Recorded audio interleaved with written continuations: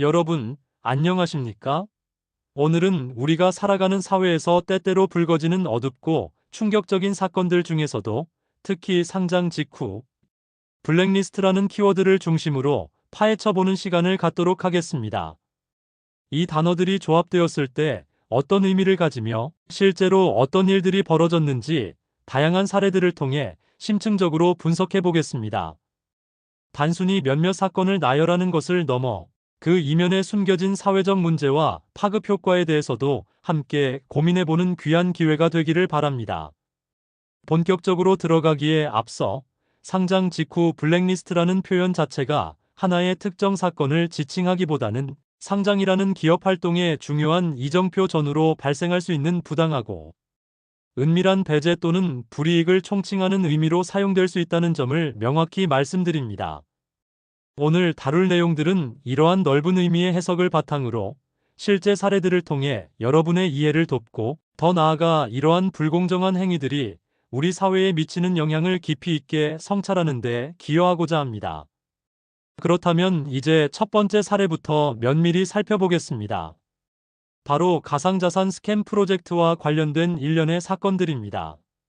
클로인트 가상자산 정보분석센터에서 심층 분석한 MGS 외 9개 스캠 프로젝트는 가상자산 시장의 어둡고 규제 사각지대에 놓인 단면을 여실히 보여주는 충격적인 사례입니다. 이 프로젝트들은 마치 정상적인 절차를 거쳐 공식적인 거래소에 상장되는 것처럼 투자자들을 교묘하게 현혹했습니다.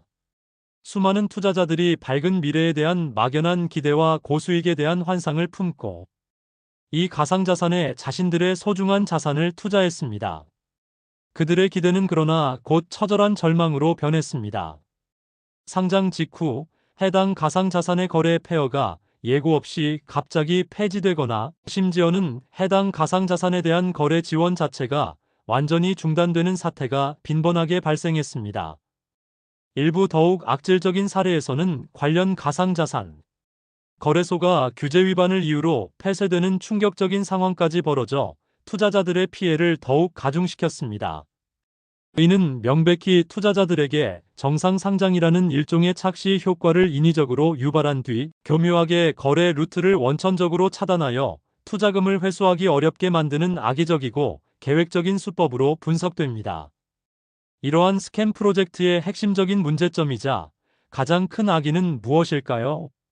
바로 투자자들의 피 같은 자금이 무가치해진 토큰을 거쳐 USDT와 같은 다른 유동성 높은 가상자산으로 순식간에 전환된 후 최종적으로는 프로젝트 운영진의 개인 지갑이나 추적이 어려운 외부 계좌로 은밀하게 이동되었다는 점입니다.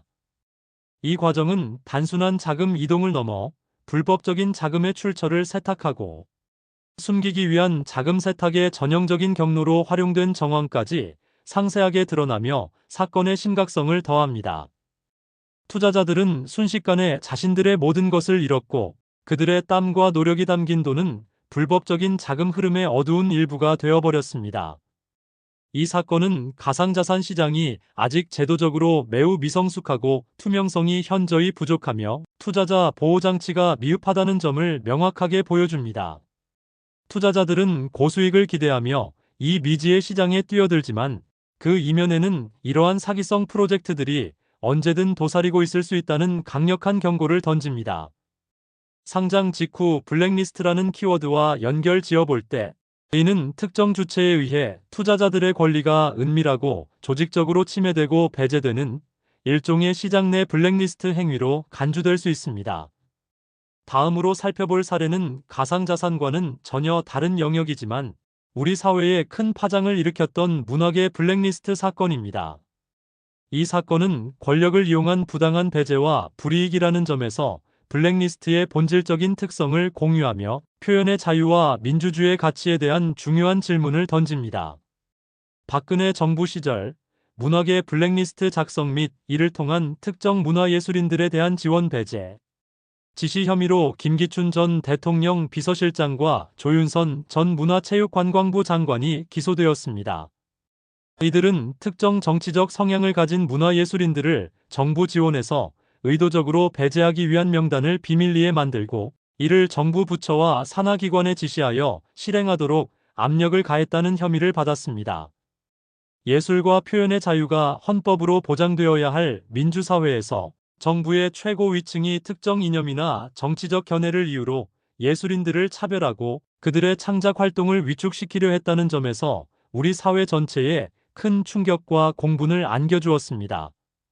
파기환송심에서 최종적으로 실형을 선고받고 재산고를 포기한 김기춘 전 실장과 조윤선 전 장관의 사례는 공정성과 투명성이 무엇보다 중요한 현대 사회에서 권력을 남용할 경우 어떤 비극적 결과가 초래되는지를 명확하게 보여주는 본보기가 됩니다. 이 사건은 단순히 몇몇 개인의 도덕적 해이나 일탈을 넘어 국가 권력이 특정 집단을 은밀히 배제하고 그들의 사상과 표현을 통제하려는 시도가 얼마나 위험한 결과를 낳을 수 있는지를 일깨워주는 중요한 역사적 교훈이 되었습니다. 또한 이와 밀접하게 연루된 김관진 전 국방부 장관의 댓글 공작 사건 역시 조직적으로 여론을 조작하고 특정 비판적 의견을 배제하려 했다는 점에서 넓은 의미의 블랙리스트 행위와 그 맥락을 같이 합니다. 이러한 사건들은 상장 직후라는 특정 시점의 문제는 아니지만 사회적 영향력이 지대한 분야에서 특정 대상을 부당하게 배제하고 침묵시키려 했다는 점에서 오늘 우리가 다루는 블랙리스트라는 주제와 깊은 연관성을 가집니다. 세 번째로 주목할 사건은 우리에게 너무나도 친숙한 기업, 쿠팡에서 불거졌던 블랙리스트 작성 사건입니다. 이 사건은 기업 내부에서 발생한 블랙리스트의 문제점을 적나라하게 보여주며 노동자의 권리와 기업의 사회적 책임에 대한 중요한 질문을 던집니다. 쿠팡은 일부 직원들을 대상으로 비밀리에 블랙리스트를 작성하여 채용 과정에서 이들에게 불이익을 주거나 기존 직원들에게도 직위 해제, 해고 등 인사상 불이익을 줬다는 의혹을 강력하게 받았습니다. 특히 이 블랙리스트의 핵심적인 문제점으로 지적된 것은 그 작성 기준이 매우 모호하고 주관적이며 일관성이 현저히 결여되어 있었다는 점입니다. 특정 상사의 개인적인 판단이나 사소한 실수, 심지어는 부당한 요구에 대한 정당한 거부가 한 개인의 생계를 좌우할 수 있는 블랙리스트에 오르는 부당한 이유가 될 수 있었습니다. 이는 오심 및 편파 판정에 취약하다는 비판을 면하기 어렵습니다. 객관적인 기준과 명확한 절차, 그리고 투명한 검증 과정 없이 작성된 명단은 언제든지 악용될 소지가 다분합니다. 더욱이 절차적 정당성이나 구제 수단도 전무하다는 점은 이 사건의 심각성을 더욱 깊게 만듭니다.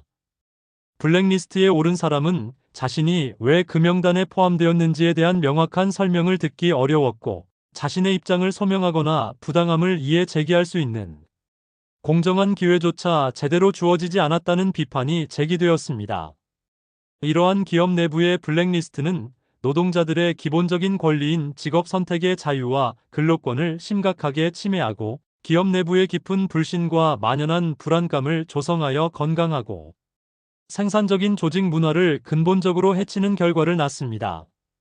상장 직후의 문제가 아니라 기업의 지속적인 운영 과정에서 발생한 문제이지만 특정 개인이나 집단을 부당하게 배제하고 불이익을 준다는 점에서 역시 블랙리스트의 심각성과 사회적 파급력을 여실히 보여주는 사례라 할 수 있습니다.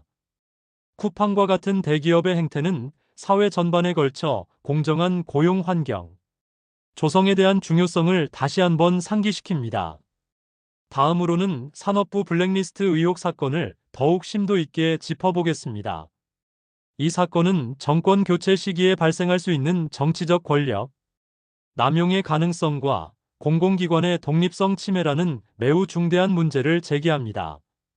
문재인 정부 출범 이후 이전 정부에서 임명된 산업부 산하 공공기관장들에게 정당한 절차와 이유 없이 일괄적으로 사퇴를 종용했다는 이른바 산업부 블랙리스트 의혹이 강력하게 불거졌습니다. 2019년에 당시 야당이었던 자유한국당현 국민의힘이 백운규 당시 산업통상자원부 장관과 이인호 당시 차관 등을 직권남용 혐의로 고발하면서 이 의혹은 본격적인 수사 대상이 되었습니다. 검찰은 이 의혹의 진위를 밝히기 위해 관련 부처와 인물들을 대상으로 압수수색을 진행하는 등 강도 높은 수사를 벌였습니다. 이 사건의 핵심 쟁점은 정당한 절차와 납득할 만한 이유 없이 단지 전 정권에서 임명되었다는 정치적 이유만으로 공공기관장들에게 일방적인 사퇴 압력을 가했다는 의혹입니다. 공공기관의 수장은 정치적 중립성을 철저히 지키며 전문성을 바탕으로 해당 기관의 운영과 발전을 책임져야 합니다. 그러나 이러한 블랙리스트 의혹은 정치적 입김이 공공기관의 독립적인 인사와 운영에 부당하게 개입될 수 있음을 명백히 보여주며 공공기관의 존재 이유와 독립성을 심각하게 훼손할 수 있다는 커다란 우려를 낳았습니다. 이는 국가 시스템의 투명성과 공정성이라는 기본 가치를 저해하고 결국 국민 전체의 정부 및 공공기관에 대한 신뢰를 근본적으로 무너뜨릴 수 있는 매우 심각한 문제입니다. 비록 상장 직후라는 특정 시점의 직접적인 문제는 아니지만 공공 영역에서 특정 인물들을 정치적 이유로 부당하게 배제하려 했다는 점에서 블랙리스트의 어둡고 불공정한 그림자를 분명히 드리우고 있는 사건이라 할 수 있습니다. 이러한 의혹은 공직 사회의 청렴성과 정치적 중립성에 대한 사회적 감시가 얼마나 중요한지를 다시 한번 일깨워줍니다. 마지막으로 우리에게 친숙한 방송인 백종원 씨가 운영하는 더본 코리아 관련 논란도 비판적으로 살펴보겠습니다. 이 사례는 앞서 다룬 블랙리스트와는 직접적인 유형이 다를 수 있지만 기업의 평판과 소비자의 신뢰가 어떻게 형성되고 또 얼마나 쉽게 무너질 수 있는지 보여주며 넓은 의미에서 사회적 블랙리스트에 대한 시사점을 제공합니다. 더본 코리아는 외식업계에서 혁신적인 사업 모델과 대중적인 이미지를 바탕으로 큰 성공을 거두며 많은 대중의 사랑과 기대를 받아왔습니다. 그러나 최근 몇 년간 축제 용역, 사업 등에서 여러 위생 및 운영 문제점들이 불거지면서 논란의 중심에 서게 되었습니다. 대표적으로 지적된 문제들은 축제 현장에서 사용된 그릴의 위생 불량 문제, 심지어 농약통 분무기를 이용한 식재료 관리 방식의 부적절성, 그리고 전반적인 식품 위생 관리 시스템의 심각한 소홀함 등이었습니다. 이러한 일련의 논란들은 안심하고 먹을 수 있는 음식을 제공하리라 믿었던 대중에게 큰 실망감을 안겨주었으며 믿고 먹을 수 있는 기업이라는 더본 코리아의 기존 긍정적인 이미지에 회복하기 어려운 치명적인 타격을 주었습니다. 심지어 이러한 논란으로 인해 백종원 씨가 출연하는 관련 예능 방송의 방영이 잠정 연기되는 상황까지 발생하며 사회적 파장이 확산되었습니다. 각종 위생 및 운영 관련 논란은 결국 소비자 신뢰의 급격한 하락으로 이어졌고 이는 더본 코리아의 매출 감소라는 직접적이고 가시적인 결과로 나타나게 되었습니다. 더본 코리아의 사례를 블랙리스트라는 관점에서 직접적으로 분류하기는 어렵지만 이 사건은 기업이 대중으로부터 사회적 블랙리스트에 오르거나 부정적인 평가를 받지 않기 위해 얼마나 투명하고 윤리적으로 운영되어야 하는지를 역설적으로 보여줍니다. 소비자의 신뢰를 잃는 것은 기업에게 있어 주식시장에서의 블랙리스트보다도 더 치명적인 결과를 초래할 수 있습니다. 특히 주식시장에 상장되었거나 상장을 준비하는 기업이라면 이러한 위생 및 운영 논란은 주가 하락은 물론 기존 투자자들에게 심각한 재산상의 피해를 줄 수 있습니다. 기업이 상장 전후로 대중과의 신뢰를 쌓고 유지하는 것이 얼마나 중요한지 보여주는 대목입니다. 지금까지 우리는 상장 직후 블랙리스트라는 키워드를 중심으로 가상자산 스캠, 문화계 블랙리스트, 쿠팡 블랙리스트, 산업부 블랙리스트 의혹, 그리고 더본 코리아 논란에 이르기까지 다양한 영역에서 발생한 여러 사건들을 심층적으로 살펴보았습니다. 이 사건들은 각기 다른 분야와 맥락에서 발생했지만 공통적으로 부당한 배제, 불투명한 절차, 권력 남용, 그리고 이로 인한 피해자 발생이라는 매우 중요한 키워드를 공유하고 있습니다.